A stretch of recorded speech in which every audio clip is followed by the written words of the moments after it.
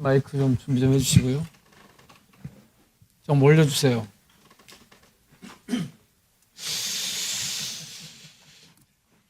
유현석 원장님, 예, 저 영화 뭔지 아세요? 예, 뭡니까? 사랑의 핫쇼핑. 예, 맞습니다. 엄청 인기죠. 네네. 유튜브 조회수가 3천만 회를 넘었더라고요. 네. 저기 영화로도 나왔는데, 잠깐 들어보세요. 영화. 빛나는 마법을 보여줘 캐치 예쁜 마음을 모아 티니핑 예. 저 영화로 나왔는데 관객 수가 얼마 된 줄 아세요? 거기까지 모르시겠죠? 예. 꽤 많이 된 걸로 알고 예, 있습니다. 120만인데, 예, 예, 맞습니다. 예.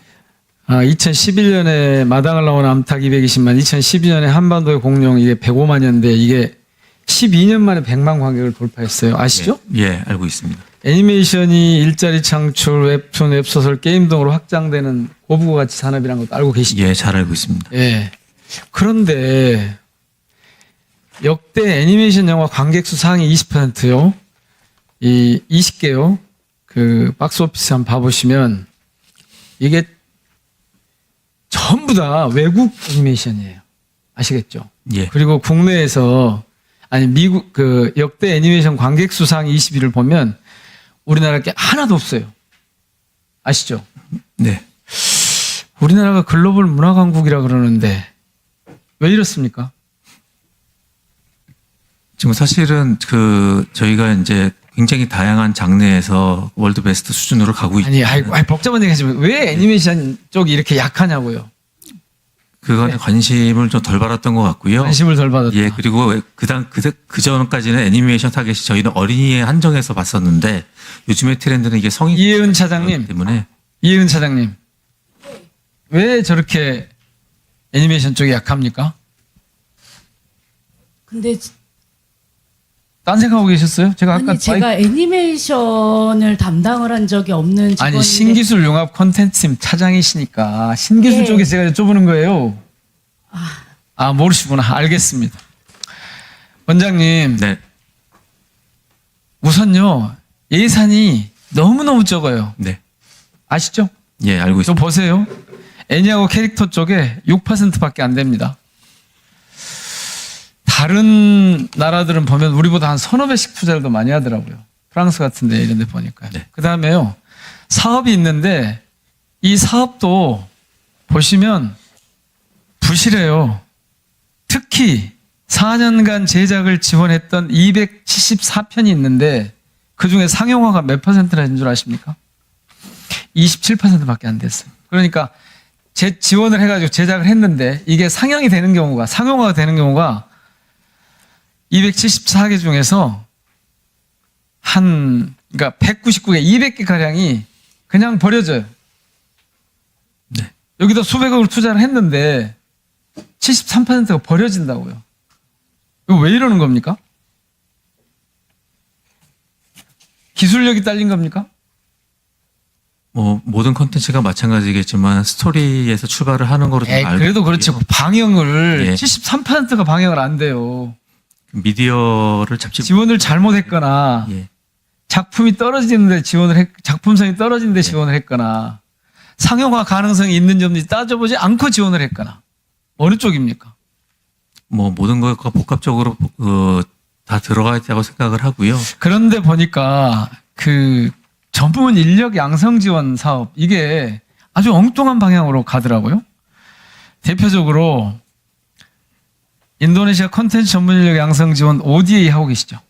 예, 하고 있습니다. 예. 그런데 지원 좋은데 이걸 민간 기업이 악용을 해요. 저거 한번 봐보십시오. 한 업체의 4대 보험 가입자 명부인데 2023년에 우리나라 직원이 46명이었는데 올해 9월 말에는 6명밖에 안 남았어요. 어디 갔는가 봤더니 이분들이 다 대체돼. 우리 시민들 일자리가 줄었죠?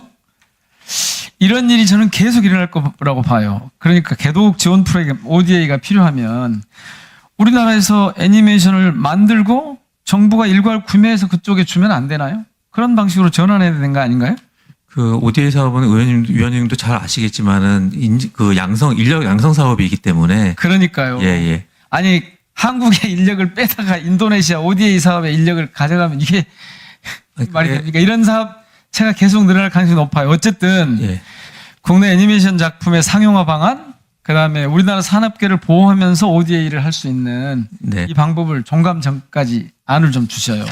이거 너무 심란해요. 지금 예. 아셨죠? 잘 알겠습니다. 자, 세종학당 사무총장님, 배종민 사무총장님, 지금 세계적으로 한국어 열풍이 부는 거 잘 알고 계시죠? 네, 알고 있습니다. 심지어는 벨기에 도서관에서 한강 작가 채식주의자 한글판이 도난이 됐답니다. 그럴 정도로. 그러니까 한글 책들도 그 전에 이미 K 컨텐츠로 한국어 수요가 급증을 했는데, 폭증을 했는데, 이번에 이제 훨씬 더 수요가 커지겠죠? 네, 한국 열풍인데, 그래서 한국어 전파를 잘해야 되겠잖아요? 네. 예. 총장님, 전국에 세종학당 몇 개 있습니까? 256개가 있습니다. 200 88개국. 저한테는 17개가 있다고 그렇게 돼 있는데, 하여튼, 그런데요, 봐보세요, 저 표. 지금 2021년 이후에 매해 수강 대기자가 얼마나 된 줄 아세요? 10,000명이 넘어요. 그래서 지금 지난 4년 동안 47,000명이 수강 대기 상태였어요. 알고 계시죠? 네, 심지어는요, 한 곳에서, 한 학당에서 800명이 대기하는 곳도 있습니다. 왜 이렇게 학당이 부족합니까? 저희가 이제 학당 수는 조금씩 늘려가고는 있습니다. 아니, 그러니까 왜 이렇게 부족하냐고요, 아직.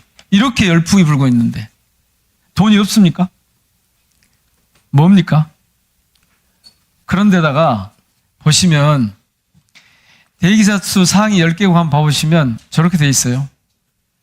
거기에 대륙별로 세종학당 현황을 보니까 어떤 곳은 교원 대비 수강생 수가 190명인데 어떤 곳은 88명으로 이 차이 편차가 많아요. 그러니까 교사 공급이 제대로 안 되고 있다는 얘기죠. 그 얘기는 뭐 세종학당이 보급이 제대로 안 되고 있습니까?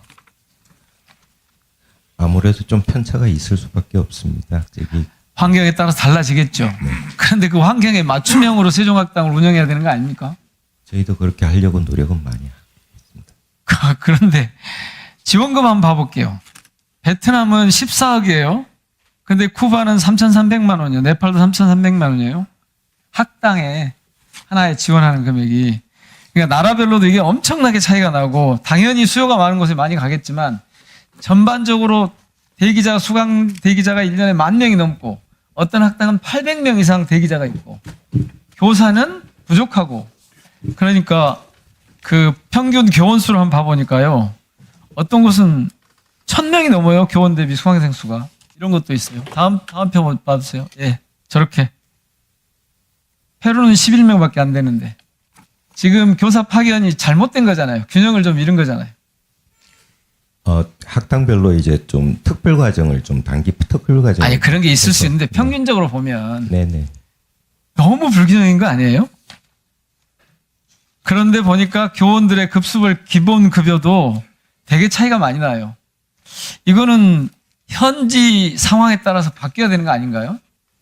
현지 커스터마이즈가 좀 돼야 되는 거 아니에요? 기본 교부가 있고 기타 수당들이 있는데 현지 사정에 맞춰서는 그 거주 지원비나 특수 수당 등 이런 것으로 좀 보강해서. 자, 세종학당 내실화 및 설립 확대 이 방안이 지금 특히 근래 상황으로 보면 아주 시급한 과제 중에 하나일 것 같습니다. 네. 어떻게 하시겠습니까?